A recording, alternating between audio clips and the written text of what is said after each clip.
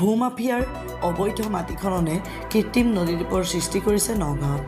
প্ৰশাসনক অংগুষ্ঠ প্ৰদৰ্শন কৰি ৰাজনৈতিক শক্তিৰে বলিয়ান হৈ কেইজনমান মাটি দালালে বিপদ মাতিছে নগাঁৱৰ এখন গাঁৱলৈ। চকুমুদা কুলিৰ ভাৱত জিলা বন বিভাগ তথা প্ৰশাসন। নগাঁৱৰ মৰিকলং কুটুৱনী ঢেপাজানত অবৈধ মাটি খননক লৈ ক্ষোভ প্ৰকাশ ৰাইজৰ। প্ৰায় ৩ বছৰ ধৰি অবৈধভাৱে চলি থকা খনন কাৰ্যক লৈ ক্ষোভ প্ৰকাশ স্থানীয় ৰাইজৰ। কেইটামান মাটি দালালে পুখুৰী খন্দাৰ নামত প্ৰশাসনৰ পৰা কোনো ধৰণৰ নিৰ্দেশনা নোলোৱাকৈ প্ৰায় ৩ বছৰ ধৰি এই অবৈধ খনন কাৰ্য কৰাৰ অভিযোগ উত্থাপন গাঁওবাসীৰ।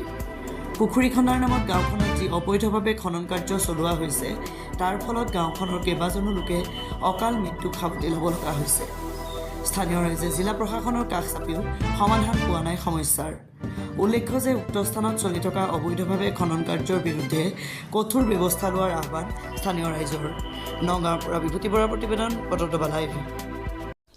নিশ্চয় আজি এই ঠাইডোখৰ হৈছে ঢেপাজান কুটায়নী।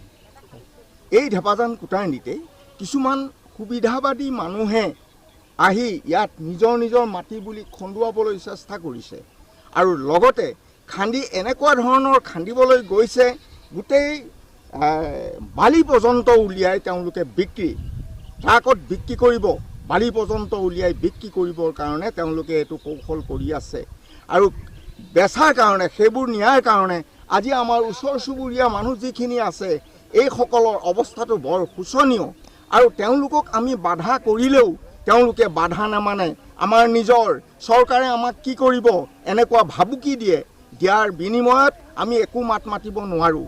আপোনাসকলৰ সহযোগত আজি এইখিনি কৰিবলৈ আমি আগবাঢ়িছোঁ, বাধ্য হৈছোঁ।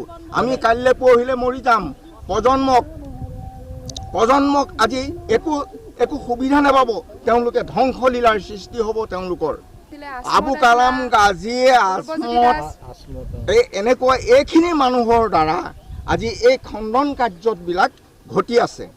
এই ঘটি থকাৰ বিনিময় কাৰো কথা নামানে।